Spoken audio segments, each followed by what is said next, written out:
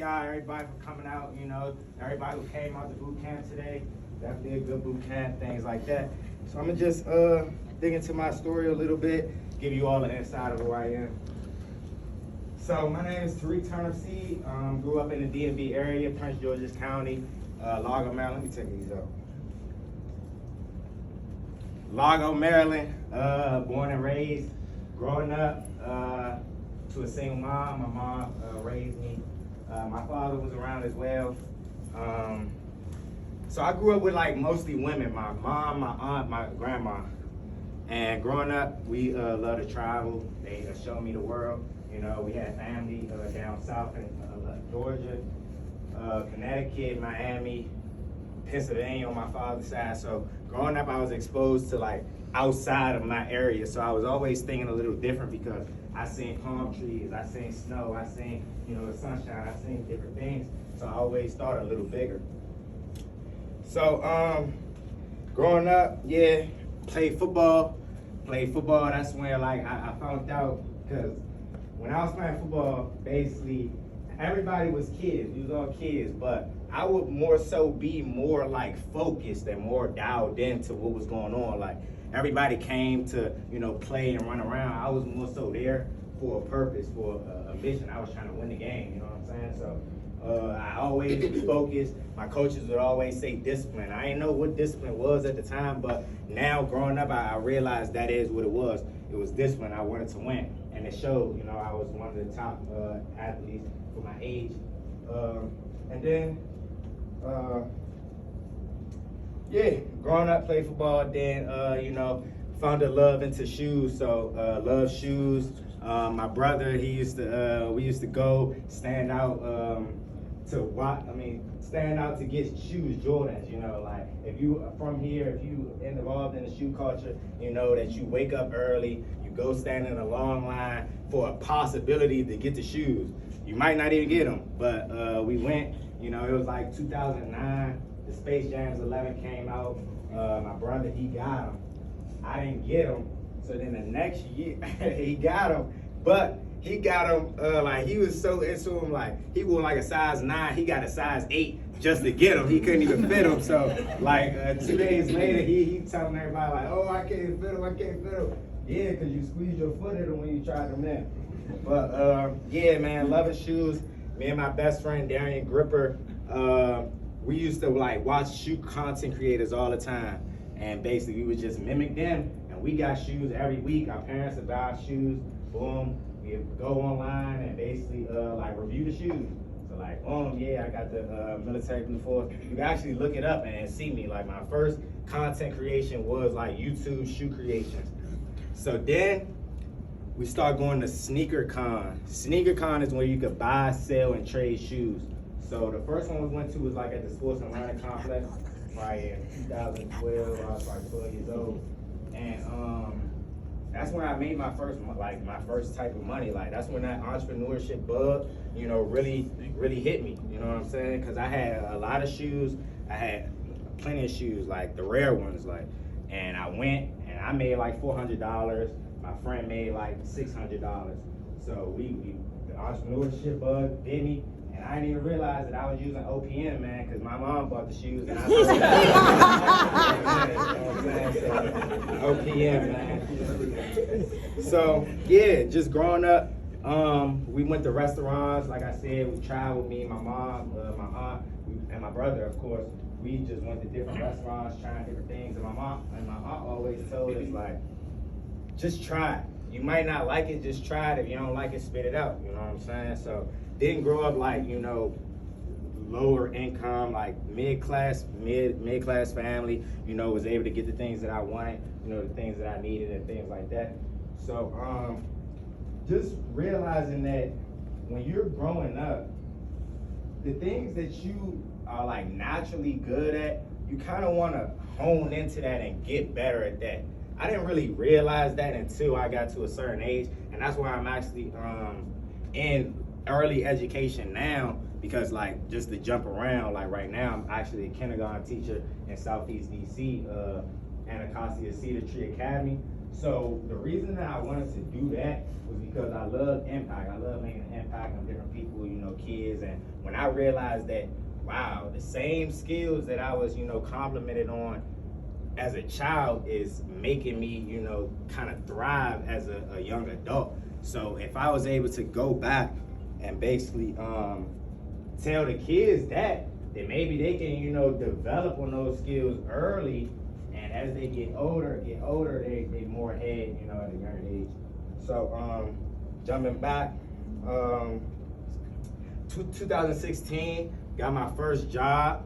I actually went through a summer program, SYEP, like basically an enrichment program for young teens and things like that. Graduated certain class or something. Then I got a summer job at my neighborhood high school, Largo High School.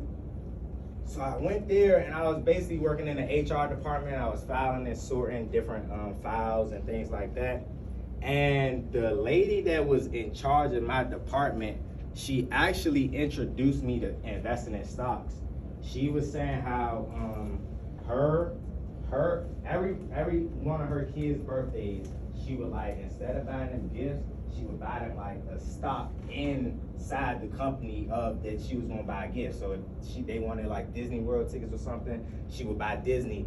If they were using Johnson & Johnson products, she would buy Johnson & Johnson stocks. And it made sense. It's okay, you building wealth and you use the product, so the price is gonna probably go up, you know what I'm saying? Because it's getting used. So yeah, growing up, I always loved finances for some reason. When we would go to the restaurants, I would actually look at the menu, and even though I wasn't paying for the food, I would look at the prices, and I would kind of determine what I would get. I would get chicken tenders and fries just to, so my bill would be the not a problem for my parents to pay, for real. So I just noticed that I just liked money, boom, boom, boom. And then I started making money. But then I realized that I didn't really want to work for nobody else. I kind of wanted to, sell and buy things and sell it for hire and do different things like that. That's always what I wanted to do. So, yeah. 2017, graduated high school, and I went to the University of Morgan State. I went to the University of Morgan State on my major, entrepreneurship. I don't know what, I know what made me choose entrepreneurship, but why did I go to college to learn about entrepreneurship where the professors didn't really have businesses, so they couldn't really teach me things like that. But I remember we watched a video. It was the Titans of America, and basically it was the Rockefellers, I think the Ford family, and some other things like that. And basically when we was watching it, they was telling us how they had the railroads and the workers would rebel and do different boycotts or whatever. And I'm okay, this is kind of teaching me something, but not really. What does this have to do with business? And then fast forward here, learning about what the Rockefellers actually did, it made more sense. So 2017, went to college, and then I ended up leaving college because when I got there, wasn't prioritizing studies. I was just, partying, turning up, hanging out. I was right down the street, so my friends would come to Baltimore and we'd just hang out, so wasn't prioritizing that. And then in college, there's no structure.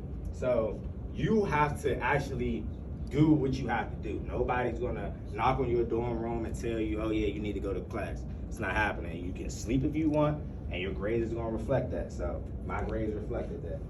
And yeah, so 2019, I ended up coming home. It was winter break. Came home for the winter break, and we had family dinner and stuff for Christmas. And then January 1st was New Year's. So I remember New Year's, we were just hanging out. Me and my grandma put together something in our basement, for real, and in our bathroom. And then the next day, we just got a call, and she was yeah, I can't breathe. So we went over there, And then when we went over there, she just passed out of my arms. And she passed away. So, yeah, went back to school, and of course I wasn't focused. Wasn't thinking about nothing. You know, my family just came out for like 2-3 weeks. We was hanging out, having fun. So when I went back to school, I'm like, man, I kind of want to go home and be with my mother for real. Because we was all, you know, we was the only ones in the DMV area. Like, most of my family is from Georgia, and then Miami, and then Connecticut. So my grandma migrated to DMV for like government opportunity and things like that. So my grandmother got in the government, my mom got in the government, then my aunt got like independent contractors. So we was the only ones here. So when she left, she was like the heart of, you know, my whole family. Like, we got a big family. She got like 9 siblings, you know, 10 siblings, things like that. So yeah, when they came here, it definitely, you know, stung me a lot. You know, that was my best friend, things like that. So went back, then I left. And then when I left 2019, like towards the end of 2019, I really started like, you know, researching different things about financial literacy. Like, I seen one of my favorite rappers at the time, which was Sauce Walker. He was like promoting somebody. Now that I think about it, it was probably paid promo, but he was promoting basically a guy who had like, I just seen $300,000 in a Coinbase account. Coinbase is basically where you buy, sell, and trade cryptocurrency. So I seen that, and of course I'm like, okay, hold on, let me see what's going on. So I DM him, and then I asked him questions. I just started asking him questions like, what do I do? How do I make money? And he was answering them. Then I guess I asked the right question, and he was like, nah, if I'm gonna give you this, you gotta pay me. So I paid him. It was like $100 a month. I paid him. And turned out that was the best decision I ever made in my life. I paid him. He put me on to like some different books to read about money, and also like just understanding what money is. Like, money is an illusion, to be honest. Like, money is the value that we put on it. So like gold and silver and different things like that, and actual tangible you know, assets is the real money, because it has actual value. The cash that we have in our pockets isn't really, you know, worth anything. It's just worth the things that we can buy with it. So he definitely introduced me to those things, and I got into crypto in 2020, and I was excited about it. I was real excited. I just went and told everybody I knew, because I'm like, hold on, it's a new, you know, asset class. If we get on it, then we can make a lot of money, which is true. So I went, boom, I just went on a campaign. I call myself a crypto pioneer, because when it comes to like young people, I was the one that introduced them to like cryptocurrency, like where to buy, which ones to buy. And I actually like ran a little business where I would consult people on, you know, buying things. And of course it worked well, because it was a bull run. It was a bull run. So I got in at the bottom. I got in at the end of the bear market, which is 2019. I got in at the end. So right when I got on it, like probably like 2-3 months, the prices started going up. So shoot, I was looking like a genius. So everybody I told was making money, was feeling good, you know, got a lot of attention on social media. Everybody was just, you know, like, okay, when it come to, you know, crypto, he got. So I remember like telling all my friends, because like a lot of my friends did like illegal things to make money, you know what I'm saying? So I was just telling them, like, you can put your money here and you can start to make more money. You can make your money grow for you. So when I was talking like that, nobody really knew what that meant. Nobody knew what investing was. So I kind of was sounding like I was speaking Spanish. So a lot of people was like calling me weird and saying different things like that. I'm like, all right, if I'm weird, I guess, but I just turned this into that. So you could call me weird if you want, but I'm investing. This is what the rich and wealthy do, but we're not surrounded by the rich and wealthy, so we don't know that that's what we're doing. So 2020, COVID hit, and I was just more so like in the house, just chilling, just like trying to like focus up on, you know, this bull run that was happening. I'm like, okay, what do I need to do? I'm trying to be a millionaire. I want to be a millionaire this bull run. So yeah, I just was, you know, focused in, dialed in, and you could just see my language start to change. Like you could tell that I'm becoming like you know, like a specialist in what I'm talking about for real, because I'm not even having the same conversations with my friends anymore. It's like, oh, why would you buy that when you could invest that here and triple your money and things like that? So it kind of was like a hit. It was like a hit or miss, because either you was with it or you wasn't really necessarily with it. So just drilling that in for like 3 months, boom, boom, boom. My best friend, Darian Gripper, the one that, you know, we was selling shoes together, you know, did everything together. I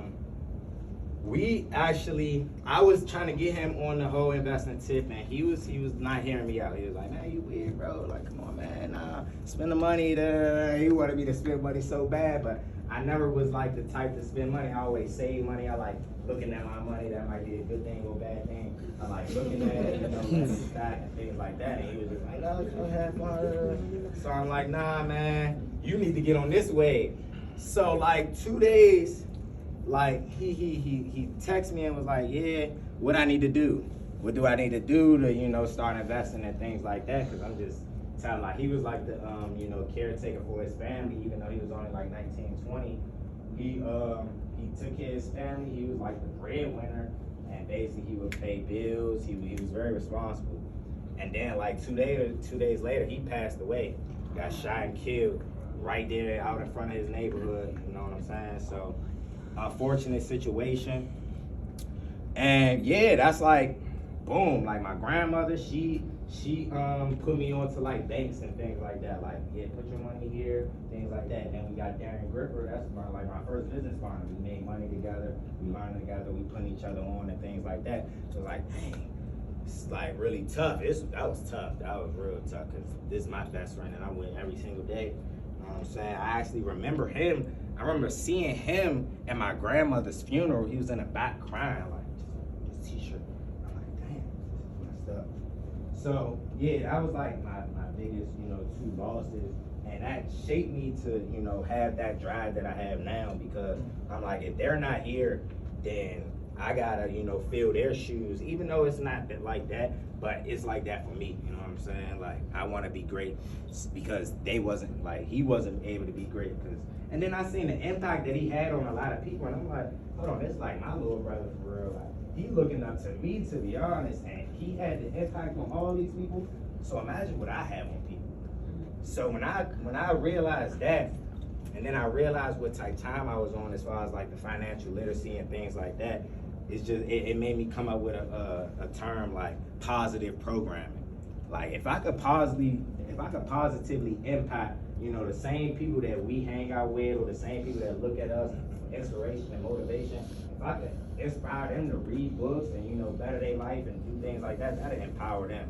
So it kind of like turned me into like a machine. Like, when it come to like just giving value, just learning everything and then going out and teach it, because when you learn something and then you go out and teach it, it instills in your mind that much more. So I was just learning, reading different books. Well, I wasn't reading books yet. It wasn't until 2021 when I started reading books. It was like George Floyd. I think George Floyd was maybe March, and then basically I came up with I wanted to see like my people thrive. Like, I always wanted to see my people thrive, so I came up with like an idea to put a platform together where all creatives, you know, could come on this platform and basically showcase what they have going on, whether that was art, music, different things, just everything. So that was Well Connected Worldwide. So Well Connected Worldwide, my brand, basically a platform, you know, where people could come and showcase their talent, but then it turned into, you know, just my friends wanted to showcase their talent because everybody wanted to be a rapper and things like that. So I'm like, all right, man, let's just start a label. Boom, we started a label, things like that. But then I realized that I wanted to bet on myself rather than put all my energy into everybody else. Because when you're the smartest one in your circle, it kind of get draining, because it's like you trying to just put in everything that you know into everybody else, and they might not receive it the way you received it. So that's why I'm grateful for this opportunity, because I'm by far not the smartest one in this building right now. So it gives me a chance to, more so sit back and learn and soak up the game that you all have to offer. So I definitely appreciate that. And yeah, so 2021, I started reading books. Like I would watch a lot of YouTube. So every successful person that I watch, I will always see like a library in the back, like a big library with like thousands of books. I'd be like, do these people really read all these books? Like, I never read a book. I never read a book like To Kill a Mockingbird. I didn't read that at school. I wasn't reading none of that. Reading logs, I forged the reading logs. So, but then I read my first book. My friend Abe, we was on the phone. I'm like, yeah, bro, we probably gotta start reading books and things like that, because all the successful people doing it. So if I want to be successful, I probably should do it too. And he was like, yeah, I just got a book from one of my friends. Like, it was like a rare thing. They like had books. He's like, yeah, I just got a book from my friend. It's called The Science of Getting Rich. After I read it, I'm gonna give it to you. I'm like, all right, bet. So he gave it to me. Of course, when he gave it to me, I didn't really read it instantly until he was like, yeah, how far along are you with the book? And I'm like, oh, I'll probably be done by the end of this week. So I started reading the book, and I'm like, oh my God, whoa. It's enough for everybody to have things, you don't have to be in competition with other people. There's abundance on this earth. There's enough for everybody. And where I'm coming from, it's like either I gotta get it and then I stop you from getting it, or, we both can't have it at the same time because you'll probably be taken from my plate. So when I read that, it's like, oh wow, dang, we can all have it, I started thinking different. So then I got Think and Grow Rich, started reading that. And then I kind of got tired with the finance books and things like that. So then I shifted into like the Alchemist and the Four Agreements and like the more spiritual books and things like that. I'm like, wow, books. And then coming here and we emphasize books. It makes sense. You know what I'm saying? It makes sense. And just relaying that to my community, we gotta get it. We gotta get it. But I'm a definitely firm believer on like investing, investing things so you can buy time back for your future. I believe every time you make an investment, you're buying a piece of your future back, because that money is going towards something that's going to make more money, which will cut the time that you have to work, down.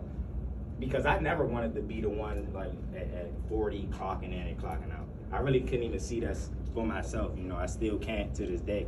So just doing the things that's necessary, and then me and Noah linked back up. It was like 2021 or 2022 or whatever, and we was just DMing. He probably seen what I was on. I seen that he was doing real estate. I probably DM'd him and was like, yeah, what you do, real estate or something? And we just was like giving value. We played basketball together back in the day, but like we wasn't really, close or anything. But then we end up linking up. Cause like I said, like my friends, they was listening. I was like the leader. I was like the leader of the whole betterment movement. Like I was trying to get myself better, and everybody was just following behind me. They didn't really seek the same information that I sought, because I had a mentor. The power of a mentor. I had a mentor, and he was basically giving me the game. So when I linked up with Noah, it was like a fresh of breath air. Because we was just like, I wasn't the only, he was giving me like a lot of value, you know what I'm saying? And we was just giving each other value, boom, boom, boom, and we was linking up on a regular, and he was reading books, I was reading books, so we just start, building on that. And then, meanwhile, I'm running the label, you know what I'm saying? I'm running the label, managing artists, but that became kind of like tiring, because like I said, when you have something like, you know that it'll work, that we do it like this, it'll work, but then somebody just don't do it. Maybe they don't want to do it. Maybe they don't feel like they're confident enough to get it done. And it's like draining. So I'm like, hold on, I need to do things that's going to make me, make more money, because if I make more money, people would listen to me even more. So I started researching like, what are high income skills? And then I seen like negotiating, sales, things like that. And then like I was just like, I probably need to get a sales job. And then a year later, after us linking up, I guess Noah ran into Simi, and he was just like, yeah, I got this thing, this insurance little conference or whatever, pull up. And I pulled up. And when I pulled up, like, I was a little late. I had jeans. I was just like, I had a lower identity. Like, even though I was here mentally, I was and more advanced than my peers. When it came to like this situation, I had to get up to par. So, yeah, just came in here, seen Chris, seen the presentation, and he was just like, when you lose money, say you lose 50% of your portfolio and then it go back up 50%. I'm like, yeah, 75. I seen it happen myself. Like, I really did this. And then he was like, oh yeah. Then the guy next to me, he actually said 100. And then Chris just looked at both of us. And then he was like, oh yeah, no, it is 75. You're right. And I'm like, okay, yeah. And then just realizing that I knew about finances, but I had no idea about like life insurance.